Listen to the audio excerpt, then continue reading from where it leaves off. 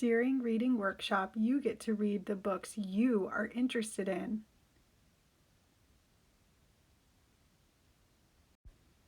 You'll also learn how to find books you're interested in reading, because that can be hard sometimes.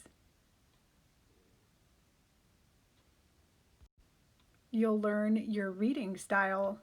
Some people like to read on couches, some people like to read in bed, some people like to read in the morning at the bus stop, some people like to read on weekends. You get to figure out what your reading style is.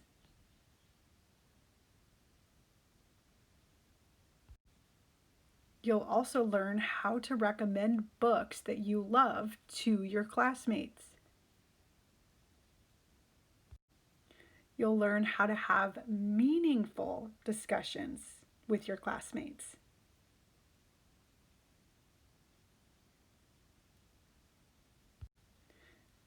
No kissing, though. You'll learn how to interact and respond to the books that you're reading. And lastly, you'll become a person who actually enjoys reading.